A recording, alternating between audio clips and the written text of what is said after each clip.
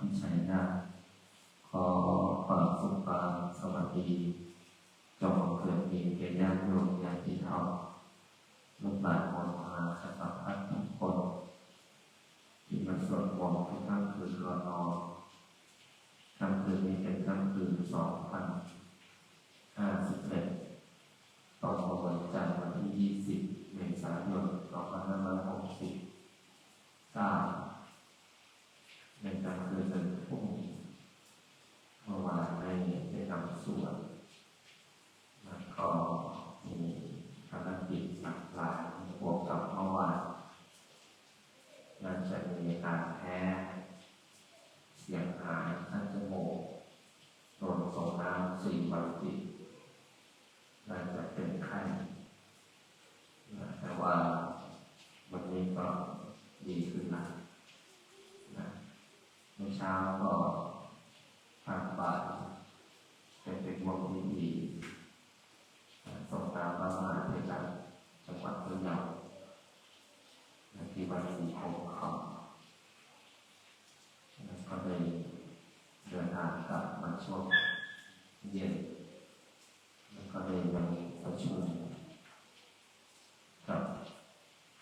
สภาเกษตรจังหวัดพะเยาต่อไปวัดป่าพุทธชินวงศ์ศาลาของพวกเราแล้วก็จะมีข้าวที่ปลูกเองทานเองฉันเองกินเองสร้างเองผลิตเองจบที่นี่นะแล้วก็เดือนมิถุนายนก็จะเริ่มนะตอนรับฝนแล้วก็ไปผู้ที่มาในวัดก็ไม่ต้องกลัวว่าจะไม่มีข้าวกินมันไม่คุยกันหมดเลยนะต่อไปผู้มาปฏิบัติธรรมอาจจะปลูกข้าวด้วยนะปลูกข้าวด้วยเกี่ยวข้าวด้วยนะอันนี้ผลผลิตดีก็แจกจ่ายนะซึ่งทางวัดนั้นก็มีพื้นที่การที่ญาติโยมถวายแต่ว่าไม่ได้ปลูกข้าวเพราะว่าพระสงฆ์องค์สามเณรก็ในทำกันไม่เป็นเหตุน้อย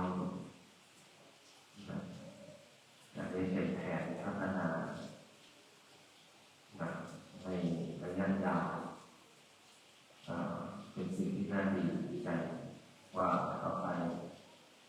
วัดวัดพญานาคราช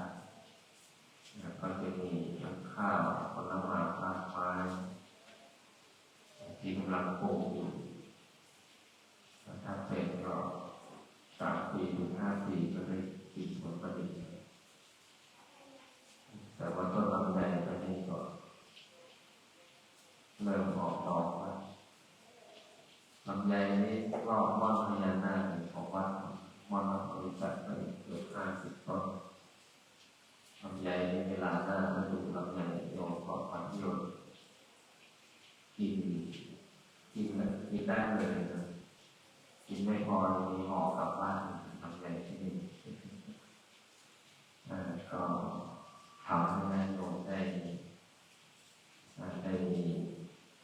ที่พักพิงด้านจิตใจด้านส่วนมนต์ปฏิบัติธรรมแล้วก็เดินป่าท้องในวันพรุ่งนี้เช้าเราจะไปอำเภอจุนไปเยี่ยมโคกเป่านาที่ทางอำเภอก็ได้ทำแต่ไม่รู้ว่าอยู่ที่ไหนแต่รู้ว่าอยู่อำเภอจุนเสร็จจากเปิดปฏิบัติเปิดกิจกรรมโคกเป่านาเสร็จเป็นท่านบ่ายพรุ่งนี้ก็เดินทางกับกรุงเทพเลย25 เมษายนท่านที่อยู่ที่นี่ก็ไม่มีนะเราจะได้ไปสวดมนต์ที่วัดพิชัยนาถเขตคลองสานกรุงเทพมหานคร1 เดือนใน1 วันที่เราได้กำหนดกับกรุงเทพเดินทางไปสวดมนต์นำพาญาติโยมสวดวัน8 จบกำหนดในวันเสาร์ที่25 เมษายน 2569 ในเวลา 16 นาฬิกาเป็นต้นไปอย่าลืมนะท่านพลาดเลยเราไปเดือนพฤษภาคมวันพรุ่งนี้ ในใจมันจะเดินทางกลับนะเดินทางบ่ายหลังจากเสร็จที่เรือจุดป้องกันวันที่25เลยการตั้งใจสวดมนต์นะครับคือเข้ามาในห้องนะครับพุทธังชีวิตังเมปุเชมิธัมมังชีวิตังเมปุเชมิสังฆังชีวิตังเมปุเชมิพุทธังวันทามิธัมมังวันทามิสังฆังวันทามิโคอุปัชฌาย์อาจาริยะคุณังวันทามิมาตาปิตุคุณังวันทามิปัจไตสิกขาคุณังวันทามินะโมตัสสะภะคะวะโตอะระหะโตสัมมาสัมพุทธัสสะนะโมตัสสะอะระหะโตสัมมาสัมพุทธัสสะนะโมตัสสะอะระหะโตสัมมาสัมพุทธัสสะพุทธังสรณังคัจฉามิธัมมังสรณังคัจฉามิสังฆังสรณังคัจฉามิทุติยมปิพุทธังสรณังคัจฉามิทุติยมปิธัมมังคัจฉามิทุติยมปิสังฆังสรณังคัจฉามิตติยมปิพุทธังสรณังคัจฉามิตติยมปิสรณังคัจฉามิตติยมปิสรณังคัจฉามิปานาติปาทาเวรมณีสิกขาปัทังสมาธิยามิอาทินนาทานาเวรมณีสิกขาปัทังสมาธิยามิกาเมสุมิชฌาจาราเวรมณีสิกขาปัทังสมาธิยามิโมสาวาทาเวรมณีสิกขาปัทังสมาธิยามิสุราเมรยามัชฌะปมาทัฏฐานาเวรมณีสิกขาปัทังสมาธิยามิอิมานิปัญจสิกขาปัฏฐานิสมาธิยามิอิมานิปัญจสิกขาปัฏฐานิสมาธิยามิอิมานิปัญจสิกขาปัฏฐานิสมาธิยามิสิเลนะสุขติยันติสิเลนะโอปัสสัมปทาสิเลนะนิพุติ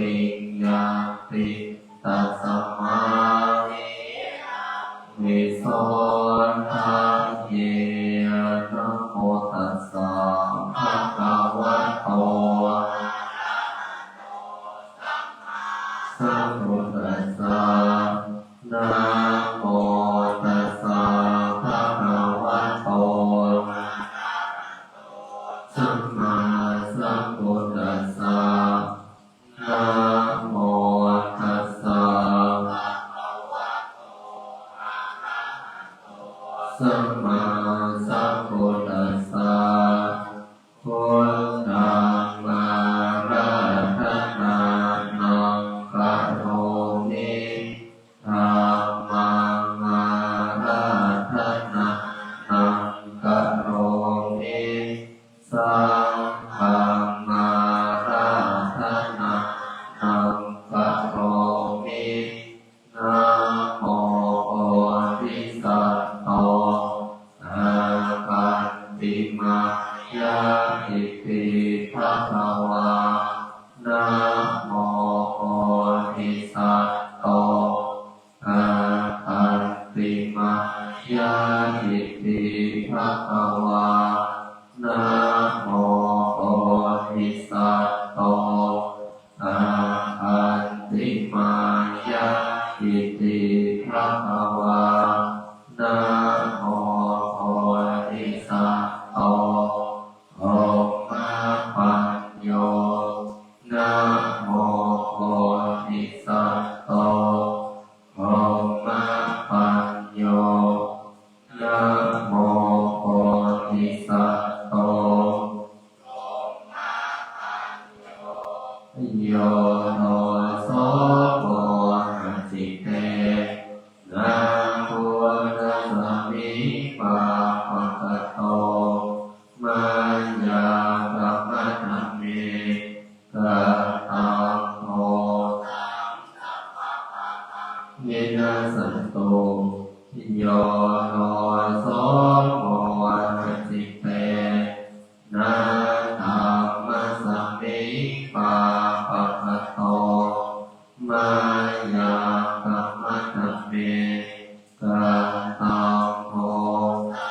สัพพะปังปังวินาศสันโต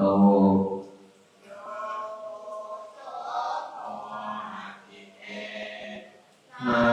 สังฆสมิปะภะคะโตมัญญากัมมะธัมเมกะตังโมสัพพะปังปังวินาศสันโตนะโมตัสสะภะคะวะโตสัมมาสัมพุทธัสสะนะโมตัสสะภะคะวะโตอะระหะโตสัมมาสัมพุทธัสสะนะโมตัสสะภะคะวะโตอะระหะโตสัมมาสัมพุทธัสสะนะโมพุทธายะนะโมพุทธายะรัตนายะมะนีโนภะละเส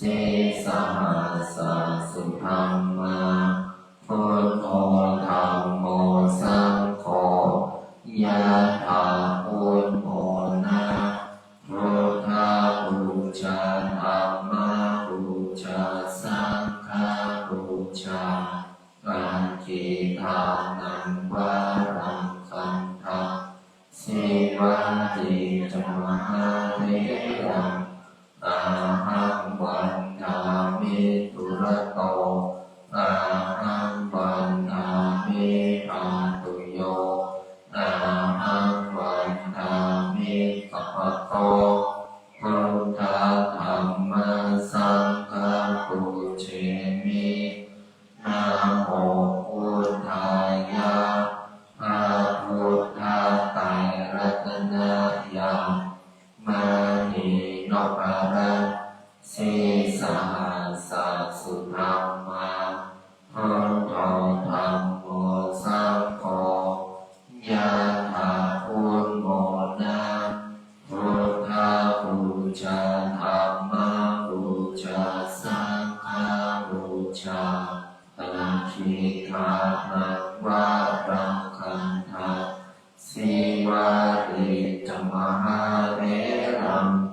อาหังวันทามิทุระโตอาหังวันทามิทาตุโยอาหังวันทามิสัพพะโตพุทธาธัมมาสังฆาปุญเชมินะโมพุทธายะพระพุทธไตรรัตนายามานีโนปะละสีสหัสสุธัมมาพุทโธธัมโมสังโฆยะถาพุทโมนะพุทธาบูชาธัมมาบูชาสังฆาบูชา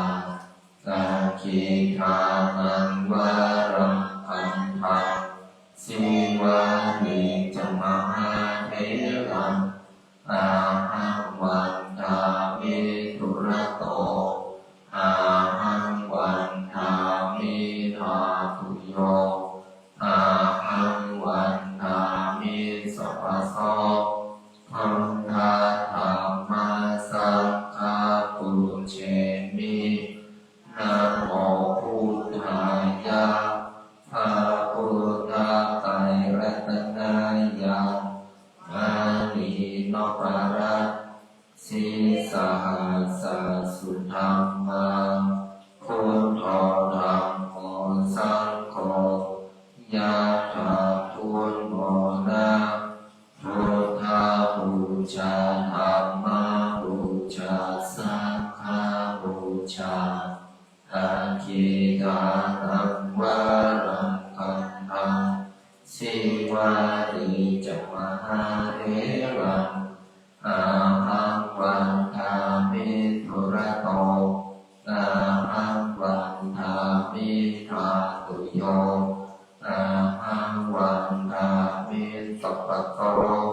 พุทธาธัมมาสังฆาปุญเชมินะโมพุทธายะพระพุทธไตรรัตนายามานีโนปะละสีสหัสสุธัมมาพุทโธธัมโมสังโฆยะถาพุทโมนะพุทธาบูชาธัมมาบูชาสังฆาบูชาสังฆิทานังวารังคันธาสีวานิจมหาเถรังอาหังวันทามิทุระโตอาหังวันทามิทาตุโยอาหังวันทามิสัพพะโสพุทธาธัมมาสังฆาปุญเชมินะโมพุทธายะพระพุทธไตรรัตนายามานีโนปะละสีสหัสสุธัมมาพุทโธธัมโมสังโฆยะถาพุทโมนะพุทธาบูชาธัมมาบูชาสังฆาบูชาสังฆิทานังวารังคันธาสีวานิจมหาเถรังอาหังวันทามิทุระโตอาหังวันทามิทาตุโยอาหังวันทามิสัพพะโสพุทธาธัมมาสังฆาปุญเชมินะโมพุทธายะพระพุทธไตรรัตนายามานีโนปะละสีสหัสสุธัมมาพุทโธธัมโมสังโฆยะถาพุทโมนะพุทธาบูชาธัมมาบูชาสังฆาบูชาสังฆิทานังวารั สิวานิจมหาเถรังอาหังวันทามิทุระโตอาหังวันทามิภาตุโยอาหังวันทามิสัพพโสพังคาธรรมสังฆาปุเชมินะโมพุทธายะพระพุทธไตรรัตนายามานีโนปะละสีสหัสสุธรรมาพุทโธธัมโมสังโฆยะถาพุทโมนะพุทธาบูชาธัมมาบูชาสังฆาบูชาตะคีทานังวารังคันธังสิวานิจมหาเถรังอาหังวันทามิทุระโตอาหังวันทามิภาตุโยอาหังวันทามิสัพพโสพังคาธรรมสังฆาปุเชมินะโมพุทธายะพระพุทธไตรรัตนายามานีโนปะละสีสหัสสุธรรมาพุทโธ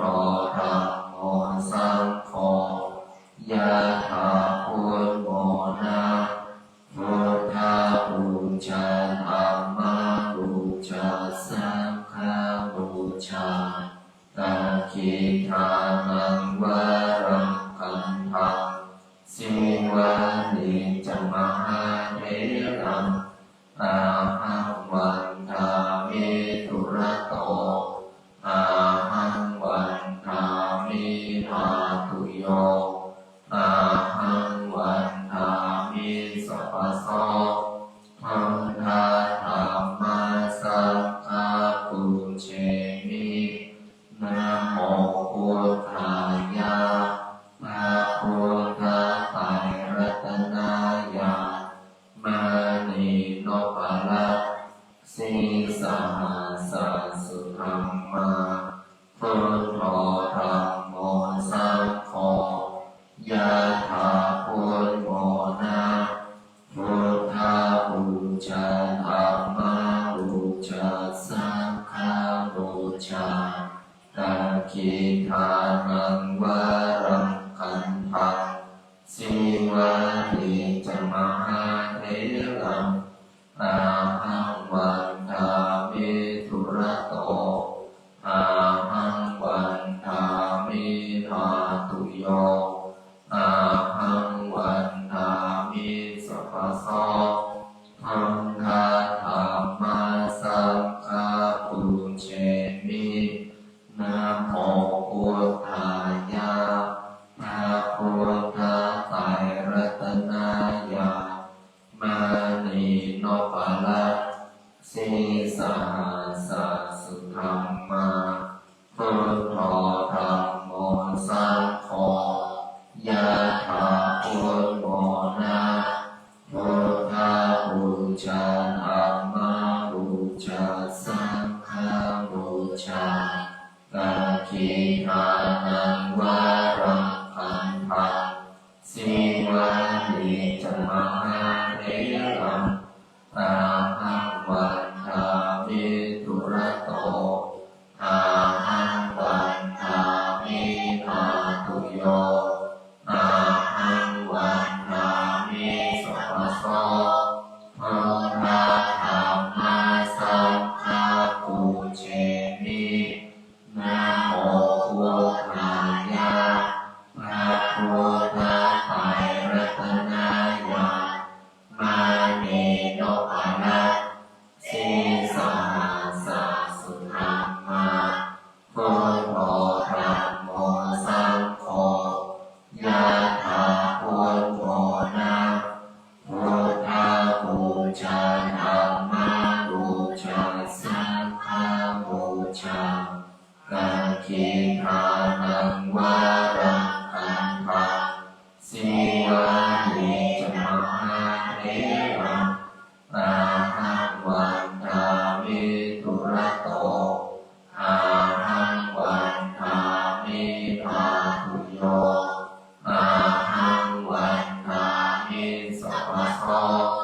พุทธธัมมัสสังฆังปูเชมินะโมพุทธายะพระพุทธไตรรัตนญาณมานีโนปะระสีสหัสสุรัมมาพุทโธธัมโมสังโฆยะถาพุทโมนะพุทธาบูชาธัมมาบูชาสังฆาบูชาอาคิปานังวารังคันธังสิวานิจมหาเถรังอาหังวันทามิทุระโตอาหังวันทามิภาคุโยอาหังวันทามิสัพพะโสพุทธธัมมัสสังฆังปูเชมินะโมพุทธายะพระพุทธไตรรัตนญาณมานีโนปะระสีสหัสสุรัมมาพุทโธธัมโมสังโฆยะถาพุทโมนะพุทธาบูชาธัมมาบูชาสังฆาบูชาอาคิปานังวารังคันธังสิวานิจมหาเถรังอาหังวันทามิทุระโตอาหังวันทามิภาคุโยอาหังวันทามิสัพพะโสพุทธธัมมัสสังฆังปูเชมินะโมพุทธายะพระพุทธไตรรัตนญาณมานีโนปะระสีสหัสสุรัมมาพุทโธธัมโมสังโฆยะถาพุทโมนะพุทธาบูชาธัมมาบูชาสังฆาบูชาอาคิปานังวารังคันธังสิวานิจมหาเถรังอาหังวันทามิทุระโตอาหังวันทามิภาคุโยอาหังวันทามิสัพพะโสพุทธธัมมัสสังฆังปูเชมินะโมพุทธายะพระพุทธไตรรัตนญาณมานีโนปะระสีสหัสสุรัมมาพุทโธธัมโมสังโฆยะถาพุทโมนะพุทธาบูชาธัมมาบูชาสังฆาบูชาตาคิปานังวารังคันธังสิวานิจมหาเถรังอาหังวันทามิทุระโตอาหังวันทามิภาคุโยอาหังวันทามิสัพพะโสพุทธธัมมัสสังฆังปูเชมินะโมพุทธายะพระพุทธไตรรัตนญาณมานีโนปะระสีสหัสสุรัมมาพุทโธธัมโมสังโฆยะถาพุทโมนะพุทธาบูชาธัมมาบูชาสังฆาบูชาอาคิปานังวารังคันธังสิวานิจมหาเถรัง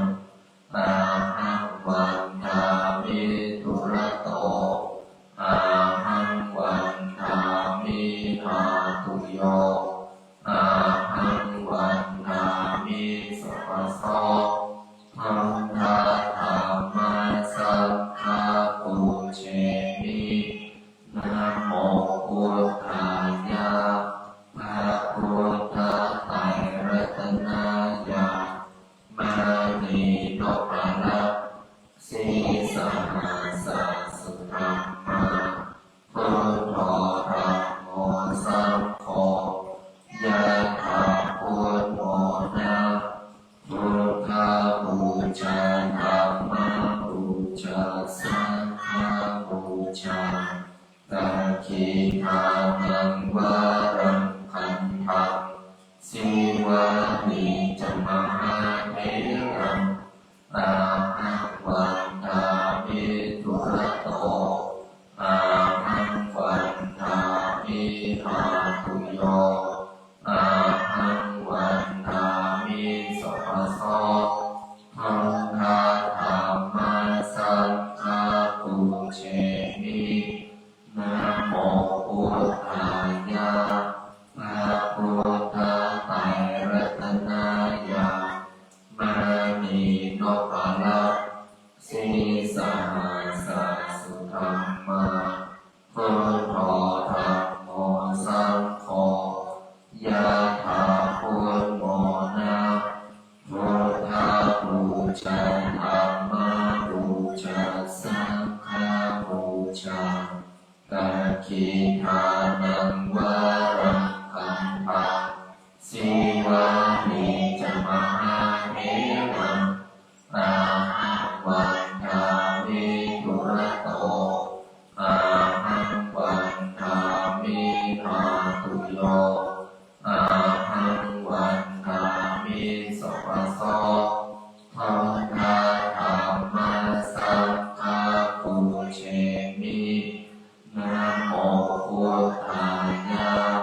พระพุทธไตรรัตนายะมานีโนภาลัสสีสหัสสุธรรมาพุทโธธัมโมสังโฆยะถาพุทโมนะพุทธาบูชาธัมมาบูชาสังฆาบูชากัจฉิทานังวารังคันธังสีวานิจมหาเถรังอาหังวันทามิทุระโตอาหังวันทามิภาคุโยอาหังวันทามิสัพพะโสธัมมาธัมมัสสังฆาปุเชมินะโมพุทธายะพระพุทธไตรรัตนายะมานีโนภาลัสสีสหัสสุธรรมาพุทโธธัมโมสังโฆยะถาพุทโมนะพุทธาบูชาธัมมาบูชาสังฆาบูชาอาทิทานังวารังคันธังสีวานิจมหาเถรังอาหังวันทามิทุระโตอาหังวันทามิภาคุโยอาหังวันทามิสัพพะโสพุทธธัมมัสสังฆาปุเชมิ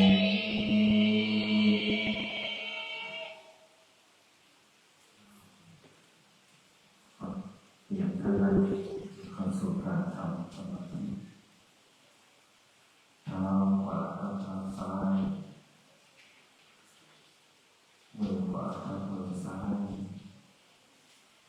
ตัดตัวตรงตั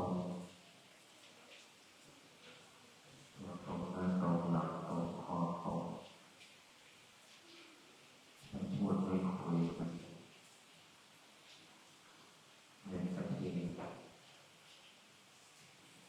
ฉันข้าวและฉันยาฉันข้าวต้องการสมาธิเรียนบุญหลายเรียนบุญนำ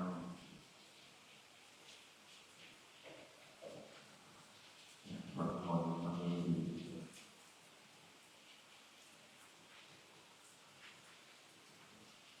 สวดมนต์ดีเราสวดมนต์ได้ สวดมนต์ไม่ได้คือสวดมนต์ไม่เก่งมันเป็นพระเป็นเนรสวดมนต์ไม่ได้สวดมนต์ไม่เก่งสวดมนต์ไม่ดีก็ยังไม่สมบูรณ์เป็นพระต้องสวดมนต์ได้เป็นเนรต้องสวดมนต์เป็นพระเป็นเนรต้องสวดมนต์ให้ดีมันเป็นวันๆวันๆสวดมนต์เป็นหมดแล้วเราจะได้ให้พวกเราเข้าสู่การทำสมาธิทำจิตให้สบายหายใจเข้าลึกๆหายใจออกยาว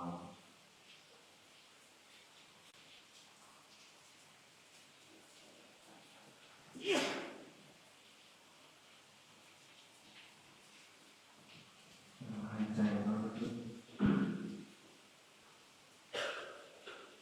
หายใจเข้าโคตร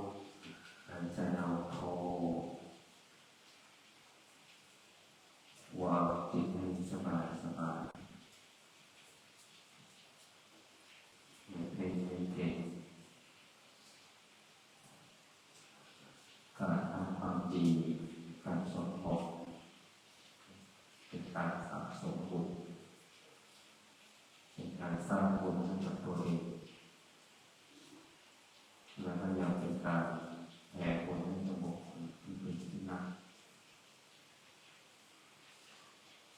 พ่อของเราแม่ของเราพี่น้องของเราและกระทั่งชีวิตของเราก็ได้บุญจากการสวดมนต์บางคนสวดมนต์มีทำความดีก็รอก่อนรอวันพรุ่งนี้เดี๋ยวก่อนประมาณนั้นอย่ามัวแต่ผ่านวันเข้าไปพบในกระทั่งการฝึกปฏิบัติจิตของเราให้ใสสะอาดเราสวดมนต์เราทำสมาธิการทำสมาธิก็คือการฝึกปฏิบัติจิตของเราให้ใสสะอาดโดยคิดอยู่ตลอดเวลาว่าการที่พวกเราทำอยู่ในขณะนี้เป็นสิ่งที่ดีต่อจิตใจอาจารย์สอนอยู่เสมอว่าอย่ามัวแต่ทำวันประกันพรุ่งที่จะฝึกปฏิบัติจิตของเราให้ใสสะอาดจะคิดว่าพรุ่งนี้ไม่ทำวันหน้าค่อยฝึกถ้าคิดอย่างนี้มันจะเป็นผู้ประมาทในวันเวลาเพราะเราทุกคนที่เกิดมาในโลกนี้ที่เป็นมนุษย์ไม่มีใครรู้หรอกว่าพรุ่งนี้เราจะยังมีชีวิตอยู่หรือไม่และหากว่าไม่มีชีวิตไม่มีร่างกายแม้คิดได้ว่าต้องทำแบบนี้ก็สายไปเสียแล้วบางคนคิดที่จะทำหมดเวลาอย่างสมณเณรตอนนี้ยังมีชีวิตที่ยังเป็นสมณเณรอยู่ที่บ้านเราคงไม่มีโอกาสที่สวดมนต์มันจะสวดเหมือนกันแต่ว่าในสวดนานอย่างนี้คงเป็นไปไม่ได้ที่สมณเณรบางรูปบวชมาตั้ง3 ปีแล้วก็สึกไปแล้วมาบวชที่นี่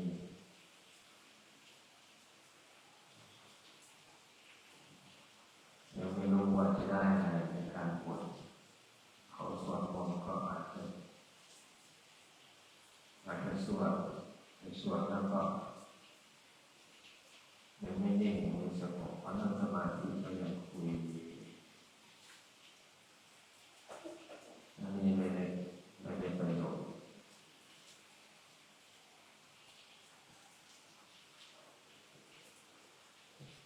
การสวดมนต์ทำสมาธิไม่ต้องไปดูคนข้างๆไม่ต้องไปสนใจเขาจะชวนพูดชวนคุยถ้าเราไม่พูดไม่คุยก็ไม่มีผลต่อเราเมื่อการที่เราเข้าเป้าเมื่อหน้าพระพุทธเจ้าเหมือนว่าเราเข้าเป้ากับพ่อของเราอยู่ได้มีชีวิตดีก็เพราะมีพระพุทธเจ้าการที่เราจะทำดีให้พ่อของเราคือการสวดมนต์นั่งสมาธิ1 ชั่วโมงถ้าคนที่คิดได้ทำได้เขาจะทำดีและตั้งใจถ้าคนที่คิดไม่ได้ก็เพราะว่าเขาไม่รู้ว่าเขาจะทำดีอะไรในชีวิตเขาคิดไม่ได้สุดท้ายแล้วก็มาคิดได้โอ้ไม่ได้เลยชีวิตตอนที่เป็นเด็กมีโอกาสในการจะได้ตั้งใจที่ส่วนของชีวิตที่ได้ส่วนพอก็ผ่านไปแล้วจะกลับมาก็เสียหมดไปแล้วน้ำยาโยก็ไม่ใช่ยังมีลมหายใจอยู่ยังมีชีวิตอยู่สิ่งที่คิดแล้วไม่ได้ทำไม่มีทำหมายถึงว่าการสร้างบุญนั้นในการใช้ชีวิตของเราว่าจะอยู่กับหน้าที่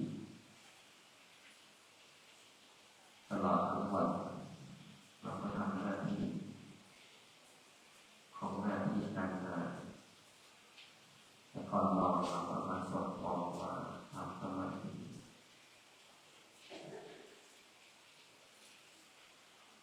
มาเพิ่มกำลังบุญมาเพิ่มกำลังใจแล้วก็มาสะสมบุญเพราะชีวิตของเราเกิดแก่เจ็บสุดท้ายก็ต้องตายกันมีพบมีจากชีวิตก็เป็นแบบนี้แต่เมื่อเรามีโอกาสในการสร้างบุญเราอยากได้ปล่อยโอกาสไปหลวงพ่อเราที่มาบวชทำหน้าที่ของตนเองแล้วก็อยู่ให้มีความสุขเราอยู่ที่ไหนก็ได้แต่ถ้าเราอยู่แล้วมีความสุขเราก็จะนอนกินได้ถ้าเราอยู่แล้วไม่มีความสุขกินไม่ได้นอนไม่ได้แม้กระทั่งอยู่ที่บ้านถ้าอยู่แล้วไม่มีความสุขกินไม่ได้นอนไม่หลับแต่ถ้าเราไปอยู่ด้วยกันที่วัดถึงแม้ว่าปกติเจนาสนะมันไม่เหลืออยู่ที่บ้านแต่เราก็มีความสุขใจมีความสบายใจเราไม่ได้รับความสบายมากมายแต่เรารู้สึกว่าใจเรามีความสุขเมื่อใจมีความสุขเราก็ฉันได้กินได้นอนได้มาใช้ชีวิตในแต่ละวันอย่างมีความสุขและความสุขเป็นสิ่งที่เราสร้างขึ้นในตัวของเราเองความทุกข์ก็เป็นสิ่งที่เราสร้างขึ้นในตัวเราเองบางครั้งเราอาจจะไม่ได้สร้างปัญหาแต่ว่าสิ่งนั้นก็เข้ามาในชีวิตแต่ถ้าเราตั้งสติที่ดีแล้วก็พิจารณาไปที่ไปทำค่อยๆพูดถ้าแก้ไม่ได้ก็จบที่เราประทุกปัญหาไม่มีทางออกไม่มีทางตัดสุดท้ายปัญหาก็ถูกแก้ไขเป็นตัวเราเองก็คือ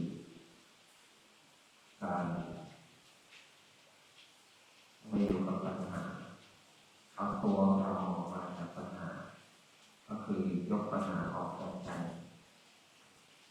แล้วเราเพิ่มกำลังบุญเข้ามาทานศีลภาวนาแล้วเราก็จะมีแต่ความสุขภายในใจสร้างขึ้นในตัวเราเองแล้วเราสร้างบุญที่มีใครมาทำบุญให้เราเราต้องทำบุญให้ตัวเองในขณะตอนมีชีวิตอย่าไปคิดว่าตอนจากเราไปแล้วจะมีคนทำบุญให้เราจะมีคิดว่าตรงนั้นแม้ว่าจะทำนานไปก็เดินตามคนรู้จักก็เริ่มตายสุดท้ายแล้วก็น่าเสียดายตอนมีชีวิตไม่ได้ทำบุญให้กับตัวเองแต่เมื่อเรามีชีวิตยังมีลมหายใจยังมีสติสัมปชัญญะยังมีร่างกายที่ดียิ่งอายุน้อยสวดมนต์รักษาศีลปฏิบัติธรรมอยู่ในศีลธรรมอยู่กับความเป็นพระพุทธเจ้าตั้งใจปฏิบัติสวดมนต์ทำหน้าที่โอ้ได้เปรียบมากคำว่าได้เปรียบก็คือเวลาที่ผ่านไปในแต่ละวันที่เราสะสมมันก็มากขึ้นในบุญสุดๆมันจะเติบโตบุญที่สะสมในวัยเด็กก็ส่งผลในชีวิตดีการงานดีสุขภาพดีจิตใจดีกว่าคนอื่นนะฉะนั้นเรามีโอกาสแล้วก็จะรักษาโอกาสไปทุกโลกทุกคนในการสร้างบุญไปจนหมดลมหายใจความที่พึ่งของเราทั้งชาตินี้และชาติพบใหม่ก็คือบุญเราเข้าใจนะไม่เข้าใจเราก็จะทำไปเพื่ออะไรเป็นตั้งคำถามแต่ถ้าเราเข้าใจเราจะไม่ถามว่าได้อะไรจากการสวดมนต์เพราะเรามีความสุขในขณะที่ทำนั่นแหละก็คือดีก็คือความสบายใจก็คือความสงบที่เกิดจากการที่เราได้ทำด้วยตัวเราเองและก็ขออนุโมทนาบุญ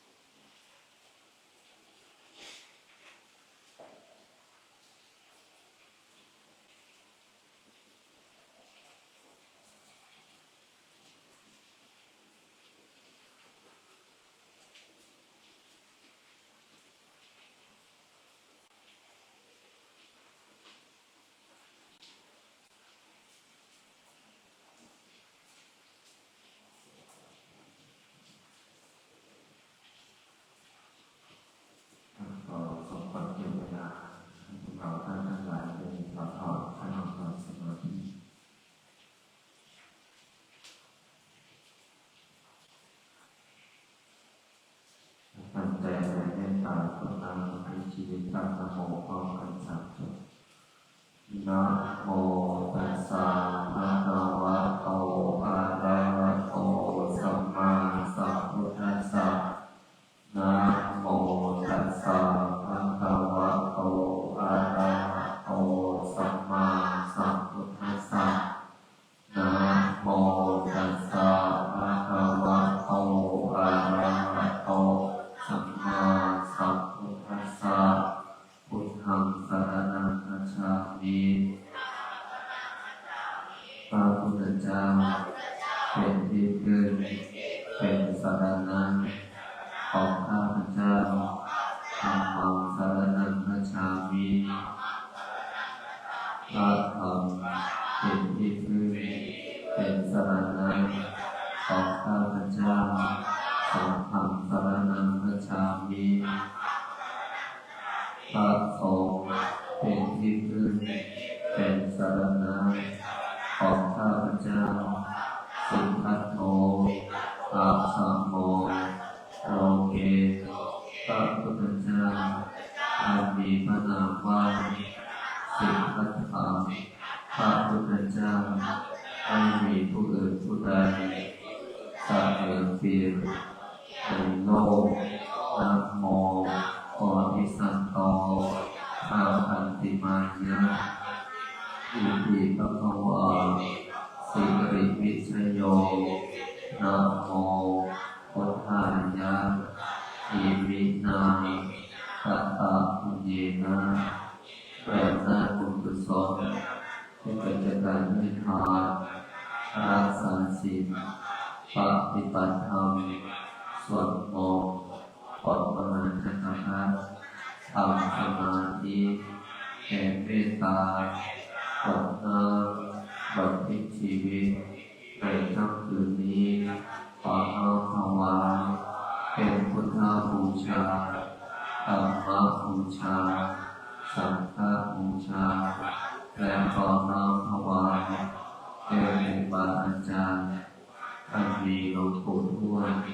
สมเด็จพระพุทธาจารย์โตองค์อรังสี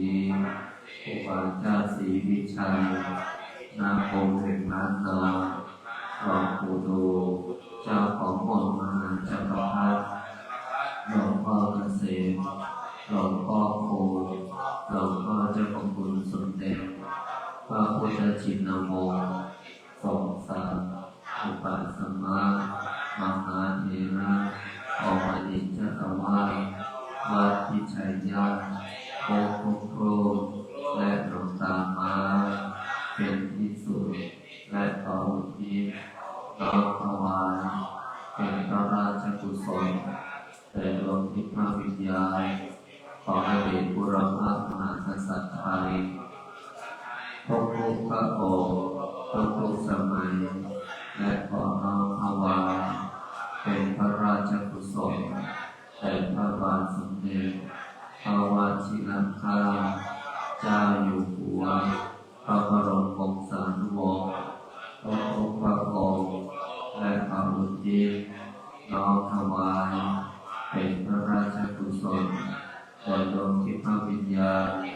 ของสมเด็จพระนางเจ้าสิริกิติ์พระบรมราชินีนาถพระบรมราชชนนีพันปีหลวงและพระอุทิศแด่ดวงวิญญาณของสมเด็จเจ้าพระยาบรมมหาวิชัยญาณพระคุณนั้นผู้สร้างวัดพิชัยญาณขอส่วนผลบุญนี้จงสำเร็จแก่บิดามารดาอันมีชื่อว่าขอให้บิดามารดาของข้าพเจ้าจงมีแต่ความสุขขอส่วนผลบุญนี้จงสำเร็จแก่ผู้อุปชาอาจารย์ญาติพี่น้องทั้งหลายเจ้ากรรมนายเวรทั้งหลายเจ้าที่เจ้าทางเจ้าที่ที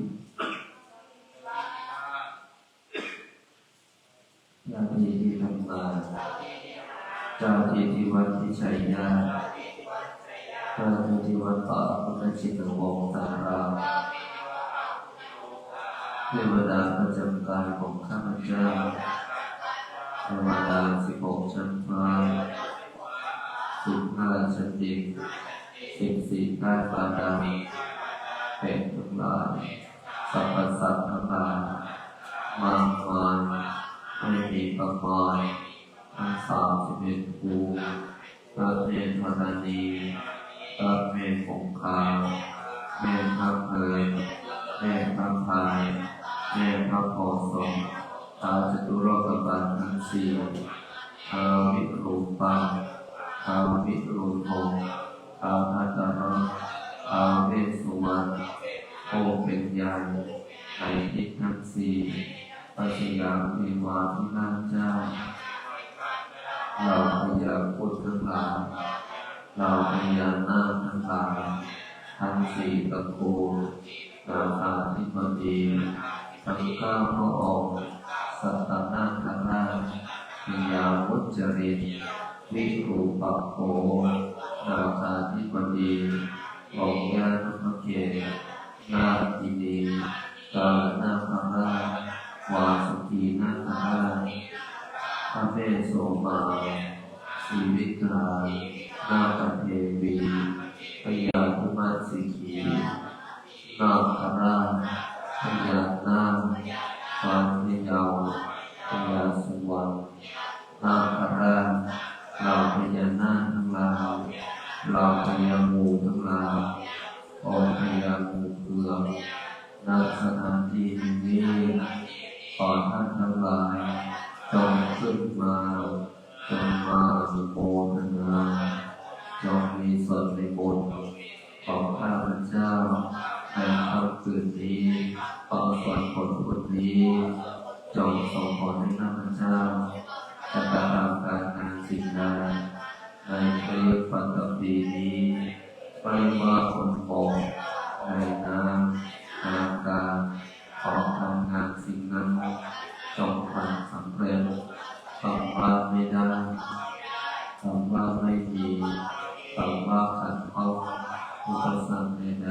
ๆปัญหาใดๆต่อการดำเนินชีวิตการมาการเกิดปริมาณสุขภาพโรคร้ายโรคเวรโรคกรรม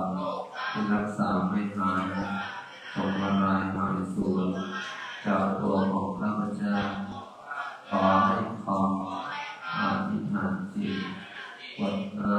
ำบทติดชีวิตในค่ำคืนนี้จงมีฤทธิ์มีเดชมีอนุภาพทันตาเห็นติดตัวตามข้าพเจ้าไปกับพบผู้ชายตามกระทั่งเข้าสู่พระนิพพานนิพพานะปัจเจโยโหตุ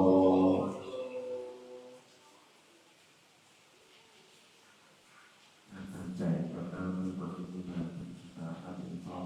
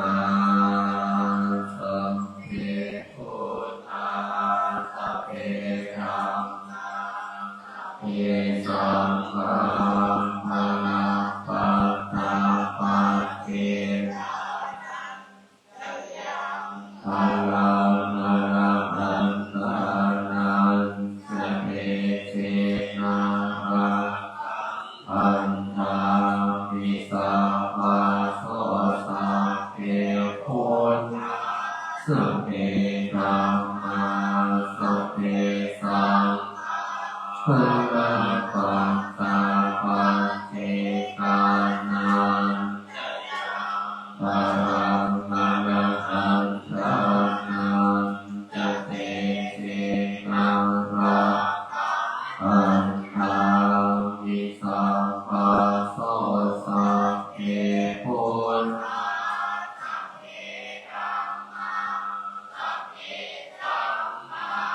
อะระปะตาปะเก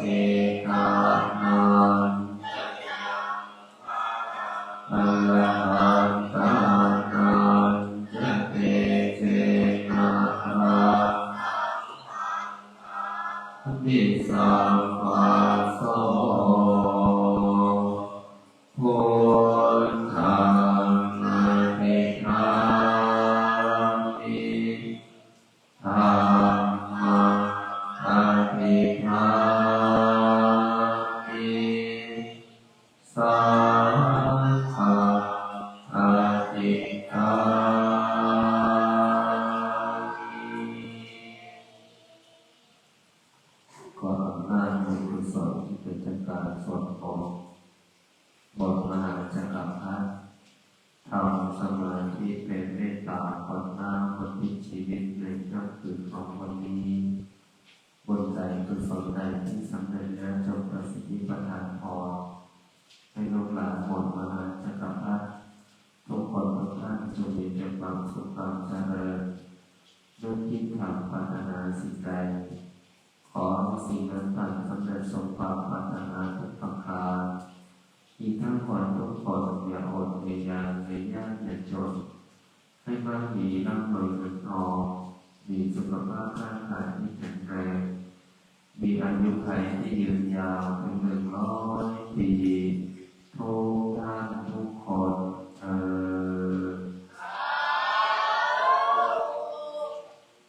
ขอให้ทุกท่านความดีบุญสาเทวดาต่อขอพบกันใหม่พรุ่งนี้เป็นทุกครั้งคืนนี้ขออนุโมทนาทุกคนกราบลาพระรัตนตรัยให้พ่อเห็นกันอะระหังสัมมาสัมพุทโธภะคะวาพุทธังภะคะวันตังอะภิวาเทมิสวากขาโตภะคะวะตาธัมโมธัมมังนัมมัสสามิสุปฏิปันโนภะคะวะโตสา